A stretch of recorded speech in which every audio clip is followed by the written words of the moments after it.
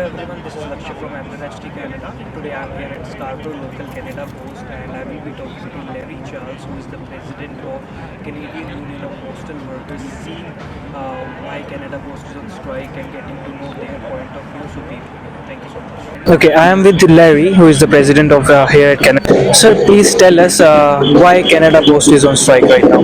Yeah, our workers are on strike because we have reached the end point of our struggle against Canada Post. For 12 months, we have been negotiating with them, trying to get a proper contract. And Canada Post has reneged on all the promises which they made to us with respect to our contract. So therefore, we had no alternative after having exhausted that period of time to go out on strike. We had long negotiations, we had mediation period, all the prerequisites of the labor code we fulfilled, and now we are out on strike. We are asking for a 23% pay increase. We are asking for improvements on our benefit plans. Of course, Canada Post is looking to turn that around and give worse benefit plan. They want to introduce a 3-tier benefit plan. So someone who is joining Canada Post for the first time, they want them to work 1,000 hours before they can get benefits. Right now, you can work for Canada Post for say 90 hours and you get hired full-time or part-time, you get your benefits. Now they want you to make 1,000 hours. Those of us who are here and working already, they want to break up our benefits in the sense that if you have a 2-tier system, if you need more benefit, you have to pay more money and all these kinds of things. Just like how some of the insurance companies are doing now. So we don't want that either. In terms of labor, they're trying to make the labor force more precarious, as cheap as possible. They're following in the footsteps of Amazon and these big companies by to go in for cheap labor. And what they've been doing is bringing in a lot of workers who came in through the programs. Students come in, get visas, and we welcome them if they come to work here. But they want now to pay them even inferior wages. They're offering them work on weekends alone. Imagine you want to make a living and you have to work only on the weekends, which means you work 16 hours a week, or maybe 8 hours a day, 8 hours a week. That is no kind of work to hold on. You know what? You're going to be turning around that kind of work all the time.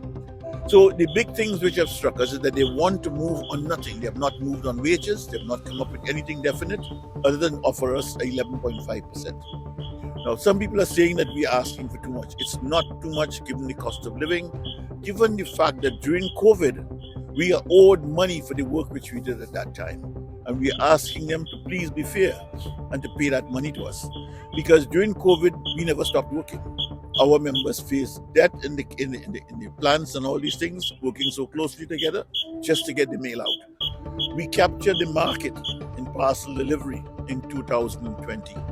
According to the company, they did 181 days delivering 1 million parcels each day. Then there were days when they did 2.4 million parcels. They said they owned about 84% of the market at that time. They're now saying they only own 23%. So how come we lost all that section?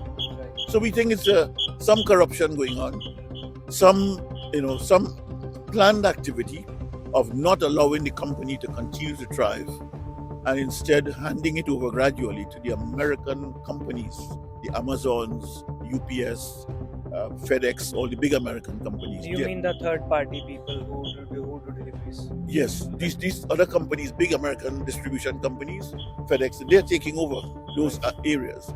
So Canada Post is suffering. Now, the parcel market is bigger than ever because everybody's buying online. So there are more parcels being distributed online. We should be holding on to a bigger share of that market. We're losing it. And it's no fault of the workers. The workers are there every day to deliver for you for 8 hours a day. The plant workers are there to work 8 hours a day and all of that. So we think that this is some kind of corruption which is going on, which is resulting in this thing happening. And as a result of that, we have to be out on strike until the company moves on us. And across the country, you have 55,000 people out there. We are standing strong. In our local here, we have almost 3,000 people, and we are standing strong also. High percentage of them are out here on the lines with us, and that's where it's going right now. Today also there was a negotiation, but that was suspended by the mediator. Yes. What do you have to say on that? Well, the mediator made that decision because apparently he says that the parties are too far apart, which means he is saying that Canada Post has refused to move from the positions when they entered the mediation. They have done some small things, I understand, but on the major issue, they have not moved at all. our issues have been consistent, including on the wages, and we have come down a little bit in order to compromise, but Canada Post is not coming up to the levels that we need them to come up. So in which case the mediator more or less has thrown his hand in the air and says, well, the government has to sort it out. So I understand that there were talks today between the Ministry of Labour and the union, and we will hear about that, I suppose, a bit later as to what transpired in those meetings today. What are your expectations by this strike is going on all across Canada and it is affecting a lot of people? So do you think government will make any decision very soon, or it will take time? They have to make some kind of decision very soon. Either the workers or our union come to some kind of agreement soon. Canada Post has to come to its senses, and the government, which is the corporation sole, they're the owners of Canada Post, they can instruct the company as to what to do. So if Canada Post is being stubborn, it means either the government is instructing them to be stubborn, or if they can instruct them to start moving on this, because the economy is suffering. Small businesses are in fact suffering because they depend on us to move their mail for them. So Cyber Monday is coming, Black Friday is coming up in this week, and December 1st is coming. Those are the kind of core days where you need to have postal workers working, moving the mail across the country. And we hope that something will come up before that so that we can get back to work and deliver the people's mail as a service. You see, the big issue here is this. The people continue to look at Canada Post and say we are not making profits. Canada Post is not a profit-making venture. It is a service company. Right. It serves every household in this country. And because of that, if you look at it from the concept of profit-making, you're never going to understand what's going on, the critical role which it plays. It should be breaking even, but if you have bad management, like they said, they lost $748 million. Yeah, they said that since 2018 their losses were over $3 billion. You see, they can say that easily, but that is the money which they have spent in terms of renewal. Like this plant must cost at least $500 million, right? It is not working the capacity yet. Right. So the point is you have built into overcapacity. They have electrical vehicles they've bought and sitting all over Canada, just waiting to be used. They're not ready to use yet. They're putting a few electrical stations here, but none of them are dealing with the trucks. Okay. You understand? So they're building capacity. They have to spend money for that, and they've built quite a bit capacity over the years. So the money has been spent. Now you can't come to your workers now and say you have to pay for that. The workers are already paying for these things. Right. So this is the tendency. They're coming and telling the public that they're poor in order for you to be forced to accept inferior wages.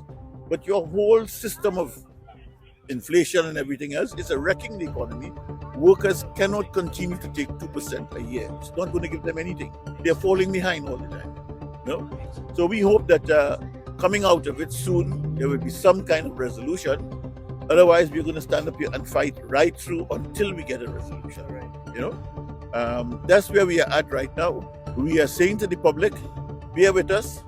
We have shown our support, and they have shown our support for us. We have shown our support for them. We meet the public every day. That's a message for the public. A message to the public. We meet with them every day. They meet with us. They show us. They understand our struggle. They understand what we are fighting for, and they're encouraging us to continue our fight. We want that. We will reciprocate to them by being the best mail distributors to them. We have always been that to them. This is a community thing. Every worker, especially like the carriers and these things, we interact with the public every day, every single day. Right. And these production workers who work in the plants, they work hell hard to get the material out to the workers, to the public as a whole. And that's going to continue to be so. We are willing, we are anxious to get back to work, but we want to get back to work with a fair contract. Right. We are not just going to grovel in the sand and say we take anything that Canada Post gives us. Otherwise, we would never have gone on strike. That's true. No? That's true. So that's where we are at. Thank you so very much. for your Thank time. you so much. Pleasure Thank meeting. Thank you.